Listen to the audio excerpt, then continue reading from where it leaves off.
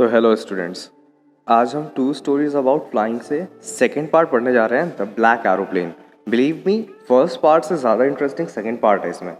Second part में है क्या कि एक पायलट है, वो अपना प्लेन में जा रहा है अपने घर। वो फ्रांस से ब्रिटेन जा रहा है। अब एक बार गौर से समझना, अगर आप मैप देखोगे तो फ्रांस और ब्रिटेन के बीच में एक अच्छा खासा समंदर पड़ता है जिसको कहते हैं इंग्लिश चैनल। ये काफ़ी अच्छा खासा लेंथ है इसकी और इसको बोट या एयरप्लेन से क्रॉस किया जा सकता है। प्रॉब्लम ये है, इंग्लिश चैनल इसलिए भी थोड़ा बदनाम है जस्ट बिकॉज कि वहाँ पर अचानक से मौसम बदल जाता है और प्लस वहाँ पर थोड़े थोड़े स्टॉर्म्स वगैरह आते रहते हैं। अब उसे ये इंग्लिश चैनल पार करना है, तो हम लोग आगे बढ़ते हैं। Narrator was flying Dakota. Dakota एक एयरक्राफ्ट का नाम है। ये एक सिंगल प्रोपेलर इंजन होता है डेकोटा में, जो आगे पंखा लगा रहता है, उसको प्रोपेलर कहते हैं। और इसमें 2 या 3 लोग बैठते हैं। अब इसमें अभी पायलट अकेला फ्लाई कर रहा है। He was flying from France to England, his home. England में उसका घर है, वो अपने घर जा रहा है और उसका ये प्लान है अच्छा खासा कि सुबह तक वो पहुंच जाएगा और जब तक वो ब्रेकफास्ट करेगा तब तक वो अपने घर में अपनी फैमिली मेम्बर्स के साथ मिलकर ब्रेकफास्ट करेगा। He switch to his last fuel tank. अब डेकोटा में प्रॉब्लम ये होती है, डेकोटा ज़्यादा लॉन्ग डिस्टेंसेस के लिए नहीं प्लेन डिज़ाइन किया गया है, वो केवल एरियल सर्वे वगैरह किया जाता है डेकोटा से।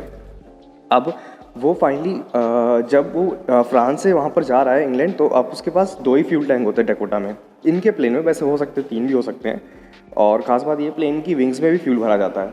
तो फाइनली अब उसका सेकंड और उसका जो आखिरी फ्यूल टैंक है, सेकंड और लास्ट फ्यूल टैंक, उसमें वो यूज़ कर लेता है। वो सेकंड लास्ट का मतलब ये नहीं कि उसके बाद एक भी है, मतलब उसका जो सेकंड ही फ्यूल टैंक है वही उसका लास्ट फ्यूल टैंक है। He would reach his home at time of breakfast. ये उसका प्लान है कि वो सुबह तक पहुंच जाएगा। ही लेफ्ट फ्रांस 150 किलोमीटर्स बिहाइंड। अब वो फाइनली वो फ्रांस 150 किलोमीटर्स पीछे छोड़ चुका है और वो आगे जा चुका है। 150 किलोमीटर्स पीछे छोड़ने का फ्रांस का मतलब ये है कि वो इंग्लिश चैनल के ऊपर है। अब उसको अगर इन केस अगर उसको इमरजेंसी में लैंड भी करना पड़ेगा ना, तो या तो उसे वापस फ्रांस जाना पड़ेगा, या अगर उसे लैंड करना है तो वो ब्रिटेन नहीं पहुंच पाएगा, मतलब इंग्लैंड नहीं पहुंच पाएगा, उसे वहीं पानी में लैंड करना पड़ेगा। Suddenly dark black clouds gathered in front of his plane. और अचानक से वही जो नहीं होना चाहिए था वही होता है, और अचानक से मौसम ख़राब हो जाता है, तभी तो चैप्टर लिखा गया इसीलिए, और वो डार्क क्लाउड्स में फंस जाता है। He could not turn around nor he could bypass the clouds. अब देखो गौर सुनना, एक तो पहली बात तो वो प्लान ये सोचता है कि मैं वापस चला जाऊँ पीछे, फ्रांस में लैंड कर लेता हूँ वापस जाके, तो लेकिन उसके मन में ये होता है कि नहीं नहीं आगे बढ़ जाते हैं, अपनी फैमिली के साथ गैदर करेंगे, सुबह सुबह मिलेंगे हम लोग। तो उसने इस आइडिया की वजह से वो ये डिसाइड कर लेता है कि वो पीछे नहीं जाएगा, वो आगे ही जाएगा बस। He could not bypass the clouds. Bypass का मतलब ये है कि वो क्लाउड से किनारे से नहीं निकल सकता है। अगर वो किनारे से निकलेगा तो उसका बहुत ज़्यादा फ्यूल कंज्यूम होगा और फाइनली वो ब्रिटेन नहीं पहुंच पाएगा। तो उसने अपना ये आइडिया भी ड्रॉप कर दिया कि वो क्लाउड से बाईपास नहीं करेगा और ना वो क्लाउड्स के ऊपर से जा सकता है। ओके, क्योंकि वहाँ पर भी जब प्लेन को तुम ऊपर हाइट पे ले जाते हो तो होता ही है कि उस टाइम प्लेन बहुत ज़्यादा फ्यूल कंज्यूम करता है, तो इसलिए वो अपना फ्यूल बिल्कुल ही वेस्ट नहीं करना चाहता है। He decided to move through the clouds and risk his life. और फाइनली वो डिसाइड कर लेता है कि नहीं, मैं क्लाउड्स के बीच से निकलूंगा, जो भी है स्टॉर्म उसके बीच से निकलूंगा और फाइनली घर पहुँच जाऊँगा। He finally pushed his Dakota into the storm. और उसने अपना प्लेन, पुराना डेकोटा प्लेन, उसने अपने स्टॉर्म में पुश कर दिया। It was all dark and nothing was visible outside. और जब वो क्लाउड में घुस जाते हैं तो जनरली आसपास कुछ नहीं दिखता है हमको, तो पूरा जो पायलट होता है ना, वो पूरा डिपेंड हो जाता है इंस्ट्रूमेंट्स के ऊपर, प्लेन के इंस्ट्रूमेंट्स से, जिससे वो डायरेक्शंस पता लगा पाए और अपनी प्लेन की एल्टीट्यूड पता लगा पाए। एल्टीट्यूड का मतलब अपनी प्लेन की हाइट की, ज़मीन से वो कितना ऊपर है। बाकी सारी चीज़ें वो इंस्ट्रूमेंट्स पर डिपेंड होता है केवल पायलट में। It was all dark and nothing was visible outside. The plane was shaking due to turbulence. अब जब बहुत ज़्यादा ज़ोर ज़ोर से हवाएं चलती हैं एयर में तो प्लेन अंदर वाइब्रेट करता है, बहुत ज़्यादा बुरी तरीके से शेक करता है। इनफैक्ट अगर तुम ग्लास और वाटर भी पकड़ोगे ना तो वो नीचे गिर जाएगा। तो फाइनली इसीलिए इसको टर्बुलेंस कहते हैं हम लोग, जब बहुत ज़्यादा प्लेन शेक करे just because of the wind. अब फाइनली हुआ ये था कि जब वो अपने स्ट्रॉम में फंस गया था तो फाइनली उसने अपने कंपास की तरफ देखा। He try to use the compass to know the direction but the compass was rotating. जब वो अपने कंपास को देखता है तो वो ये ऑब्जर्व करता है कि जो उसका कंपास है वो अपने आप ही 360 डिग्री डायरेक्शन में रोटेट कर रहा है, ना कि वो कोई सही डायरेक्शन दिखा रहा है कि उसका प्लेन कहाँ मूव कर रहा है।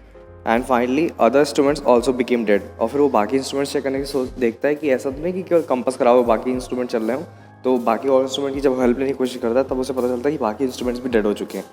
He try to contact radio but it also failed to response. Finally उसका जो उसने रेडियो से कॉन्टैक्ट करने की कोशिश किया था कि ग्राउंड पे कोई पर्सन हो तो उससे वो बातचीत करके उसे पता चल जाए कि उसका प्लेन अभी किस डायरेक्शन में मूव कर रहा है, तो रेडियो भी उसका काम नहीं कर रहा था. He saw another aircraft which suggested to follow him. तभी उसे अचानक से पता नहीं क्या कहाँ से आउट ऑफ द ब्लूज उस डार्क स्टॉर्म में उसे एक बगल में एक एयरक्राफ्ट दिखता है. और वो उस एयरक्राफ्ट पे जो पायलट बैठा होता है वो उसको हैंड से गेस्चर्स से इशारे करता है. हैंड गेस्चर्स का मतलब ये होता है कि हाथों से बुलाना या इशारा करना. इशारा ये करता है कि उसके एयरक्राफ्ट को फॉलो करो. तो अपना जो नरेटर है फाइनली उसके एयरक्राफ्ट के पीछे अपना एयरक्राफ्ट लगा लेता है. He followed the plane. The fuel was left only for next 5 to 10 minutes. हाँ फाइनली लास्ट के 10 मिनट्स के लिए 10 मिनट के अंदर उसका फ्यूल ख़त्म हो जाता अगर वो लैंड नहीं करता. Suddenly he came out of the storm and saw straight lights. Straight lights का मतलब ये है कि वो रनवे था. तो फाइनली जब वो स्टॉर्म से बाहर आता है तो उसे अचानक से यही दिखता है सीधे स्ट्रेट लाइट्स हैं और एक उसको रिलीफ मिलती है कि फाइनली वो कहीं लैंड कर सकता है. He try to look for the plane which helped him but it was not there. अब जब वो स्टॉर्म से बाहर आ चुका है तब वो फाइनली वो उस प्लेन को देखने की कोशिश करता है वो प्लेन कहाँ गया जिसने उसकी हेल्प की थी स्टॉर्म में. तो वो देखता है कि वो प्लेन गायब है, बिल्कुल वो है ही नहीं, कहीं था ही नहीं. He inquired from the woman in the control tower. She told only narrator's plane was in the sky. अब फाइनली जब वो अपना रनवे पे प्लेन लैंड कर लेता है फिर उसके बाद वो ग्राउंड टावर पे जाता है जहाँ पर उसको एक विमेन मिलती है जो कंट्रोल सेंटर बैठी रहती है. तो उससे पूछता है कि अभी मेरे साथ एक प्लेन और फ्लाई कर रहा था जिसने मेरी हेल्प की और उसने जिसने मेरे को लैंड करने के लिए रास्ता दिखाया था, तो वो प्लेन कहाँ गया. तब वो जो लेडी होती है वो ये बोलती है कि आपके प्लेन के अलावा यहाँ आसमान में और कोई प्लेन था ही नहीं, केवल आप ही का प्लेन आसमान में था. और यही चैप्टर की हैप्पी एंडिंग होती है. तब अब पता नहीं कहाँ से वो आउट ऑफ द ब्लू उसको वो प्लेन दिखा था. ये राज बस चैप्टर ख़त्म होने के बाद राज ही रह जाता है और मे बी शायद वो हेलुसिनेशन उसकी वजह से हेलुसिनेशन का शिकार हो गया हो. Okay, thank you for